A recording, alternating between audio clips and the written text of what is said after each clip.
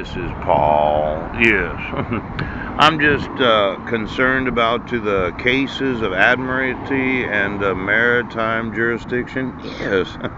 And the power that shall extend to all cases arising under this Constitution, the laws of the United States, and the treaties made. Oh. Now, there seemed to be this idea that you can do business with the United States without paying any fees to enter the actual waters of the United States. I'm thinking that I'm going to want to know each and every ship that once they enter the waters of the United States, the jurisdiction of maritime and admiralty, yes, do they pay a fee for the use of any port of the United States? Now, I've informed the ports, didn't I? Pooch, the Port of Port Angeles, various airports, and other locations where they're obligated to support and defend the Constitution of the United States, and I gave them a copy. It seemed that those that are the port authorities that have the jurisdiction of the United States waters, they thought that they didn't have to enforce the laws of the United States.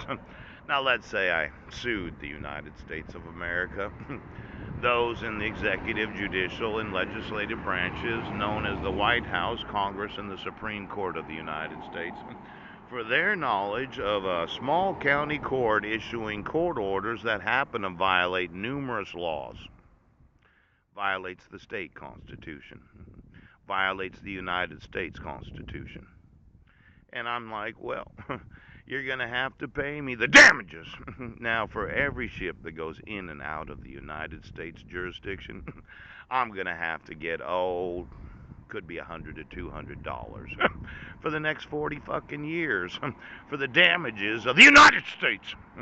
Now, I'm going to want to know, Pooch, every ship that has entered United States waters that is obligated to pay any fee of admiralty or maritime jurisdiction for the availability of doing business with the United States of America.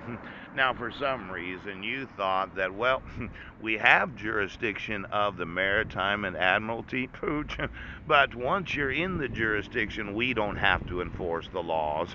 That would be all foreign nations that have ships that go into and out of the maritime and admiralty jurisdiction. Now, as I understand it, once you're in the waters of the United States, there is an actual obligation to enforce the Constitution of this nation. Now, when you're out of the jurisdiction, obviously that's no man's land, Pooch. But once you're in the jurisdiction, you have to enforce the actual amendments of the Constitution of the United States. So why don't we just go around the border of this nation? Oh. And every nation that the United States has admiralty or maritime jurisdiction because of their treaty agreements to purchase land, lease it, or have a military navy base. And then let's just find out how much money, Pooch,